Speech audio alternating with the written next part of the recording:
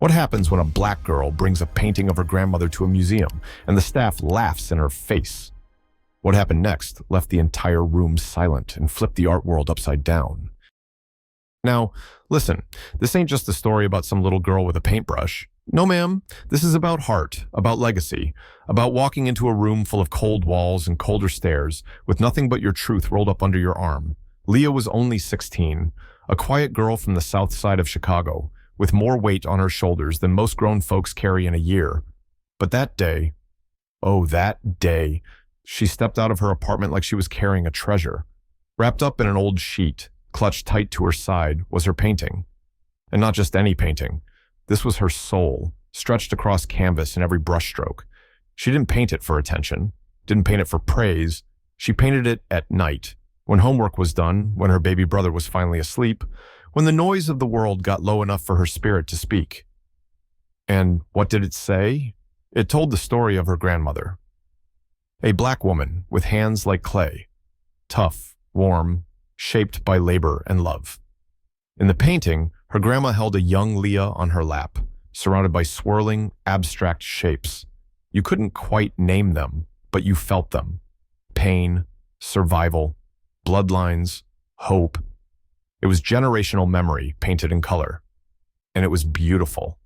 So when she walked into that fancy local art museum, the one that claimed to nurture young talent, she had hope in her eyes. Not the naive kind, the brave kind. She approached the front desk with a shy smile and said softly, "Hi, I was hoping to submit my work for the student showcase this week." Now, let me tell you about this woman at the desk. Blonde hair, glasses, phone glued to her hand like it was her lifeline. She didn't look up, not once. Just put it over there, she mumbled, nodding toward the corner. And not just any corner, the one next to the trash can. Trash can. Leah hesitated, just for a breath. Then she quietly carried her painting over and began unwrapping it. That's when two museum staffers strolled by, a man in a blazer and a young woman with a tight bun and tighter attitude. He stopped, gave the painting a look, just a quick scan like he was checking an expired carton of milk, and then chuckled. "Wow," he said with a smirk. "Is this some kind of social experiment? Looks like kindergarten art with trauma seasoning." "Oh, totally," the woman added with a dry laugh. "It's either expressionism or another guilt trip submission. Let me guess, something about oppression?" Leah froze. Just like that. Words? She had none.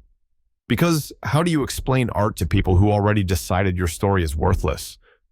She stood there, not moving, while their laughter echoed off the gallery walls. Not the good kind of laugh, the kind you feel in your gut. No, this was that dry, brittle kind, the kind that cuts.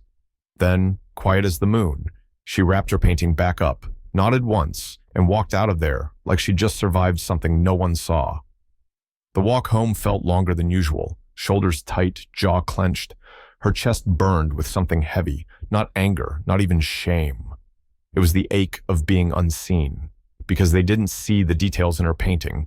They didn't see the warm tones of her grandmother's skin, the worn lines in her hands, the gentle way that pain and pride wrapped around that child. They didn't see the story. They saw a black girl, and they decided that was all they needed to know. When she got home, she didn't cry. She cooked, put on some rice and chicken, got her little brother fed, because life doesn't stop just because the world tried to break your heart. "Did they take your painting?" he asked, with wide, hopeful eyes. She didn't answer, just smiled, that tired smile you wear when you're protecting someone else's hope because yours is still bleeding. What happened next changed everything. And trust me, you don't want to miss how this story flips the script. Stay with it. Let's get one thing straight. Leah didn't go back to that museum because she needed validation. She went back because somewhere deep in her chest, past the bruises and past the bitterness, there was still this stubborn little ember of hope. Hope that maybe, just maybe, someone would see what she saw in her work. But this time, she wasn't alone. Standing beside her was Mrs. O'Brien, her art teacher from school, silver-haired, sharp-eyed, and sweet like fresh lemonade with a punch of vinegar. This woman didn't play. Ever since Leah showed her that first pencil sketch in freshman year, Mrs. O'Brien made it her mission to water that seed of talent and protect it from the weeds. You don't need them to tell you your worth, she'd said that morning, but that doesn't mean you let them step on it either. Now, let's go handle this with grace. And volume, if necessary. So they walked in together. 2 generations, 2 worlds, but united in purpose. And let me tell you, the moment Leah stepped back into that lobby, the vibe shifted. One of the front desk workers looked up, blinked like she'd seen a ghost, then elbowed her coworker. "Oh, great," the guy muttered loud enough for the walls to hear. "She brought her grandma this time." Leah inhaled sharply but didn't flinch. Mrs. O'Brien, though? She stepped forward like a general walking onto the battlefield. "She's here as an artist," she said loud and clear, "and we would like to speak with the curator, now." The staff exchanged glances. One scurried off. 10 minutes passed, maybe more. Then came him, tall, polished, smug enough to butter toast without a knife. His suit said, "I control funding." His face said, "I don't care." He looked at Leah, looked at the painting under her arm, then at Mrs. O'Brien, like he was trying to figure out what charity event he'd missed. "Madam," he said with a tone so drenched in fake politeness it could slip on its own words, "we absolutely respect all aspiring creators. However, we have standards: composition, color theory, execution. I'm afraid this particular piece doesn't align with the visual direction we're curating." Translation: not polished enough, not white enough, not welcome. Mrs. O'Brien's jaw tightened. She's not a student doodling in a notebook. She's a storyteller, a painter, a voice you're choosing to silence because it doesn't sound like yours. The man gave a soft chuckle, the kind that made Leah's blood chill. Perhaps she'd benefit from community youth programs, or maybe a mentorship track? A mentorship track. Like Leah was some lost puppy waiting to be trained, and just like that, he turned around and walked off, dismissed them like dust. Meanwhile, over by the wall, the peanut gallery was having a moment. 2 young staffers were sneakily taking pictures of Leah's painting with their phones, whispering behind their palms. "She probably thinks this is powerful," one snorted. Like, "Ooh, look at me. I'm healing trauma with crayons." They laughed. Not just mean girl laughter. It was the kind you use when you feel safe behind systems, when you think no one will ever call you out. Leah couldn't move. Her throat closed up. Her ears rang. Her fingers clutched the painting like a lifeline, but her heart was sliding somewhere beneath her ribs. That little ember inside, flickering, barely holding on, and the voice in her head, the one she'd heard her whole life. "Don't react. Don't be the angry black girl. Keep it together. Be strong." She turned around, walked to the exit, not fast, not slow, just drained. "I'm sorry, sweetheart," Mrs. O'Brien whispered as they reached the doors. "I thought if I stood beside you, they'd see. I really did." And then, right then, the whole room paused. The front doors opened, and in stepped a man none of them expected. Tall, dark gray coat, crisp notebook in one hand, translator in the other, and enough presence to freeze time. The security guard jumped up like he'd seen a celebrity. "That's him," someone whispered. "The Critic, the international guy, wrote that review in the Times." The air went stiff. You could feel it, the kind of moment that shifts gravity. And that man? He looked around just once, then locked eyes with Leah. This is the moment. The climax is here. Everything you've been waiting for, it's happening next.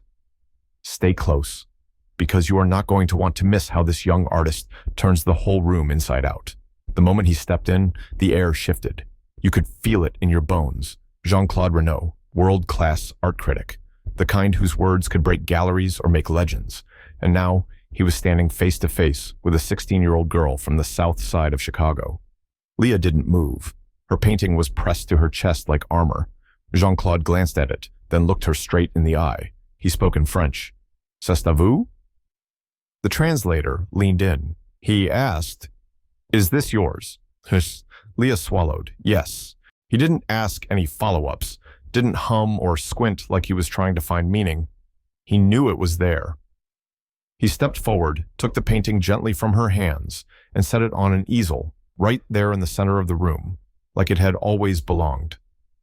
"This," he said, "is real art. brave, unfiltered, human. Then, with steel in his voice, "Where is the curator?" The man appeared, shaky, tried to play it cool. "We were just about to evaluate." Jean-Claude cut him off without raising his voice. "You ignored this? This is what your walls are missing." The room went silent. Staff froze. Visitors drifted in closer, whispering, "It reminds me of my grandmother's hands." "It feels real." Jean-Claude snapped a photo. "This will be in my column next week, and I want this artist to exhibit in Paris." The curator tried to recover, but the moment had already moved on. Leah's truth had already spoken. Outside, sitting on a bench with Mrs. O'Brien, Leah let the tears fall, quiet, slow, but full of something she hadn't felt in a long time, being seen. "I didn't think anyone would care," she said. Mrs. O'Brien touched her hand. "They care now." And the world, it listened. Let Her Paint swept across social media. Artists shared their stories. News outlets picked it up. The museum issued a public apology. The curator, gone. But Leah, she wasn't just a moment. She became a movement. She didn't ask for pity. She asked to be heard. And when she spoke, the whole world turned its head.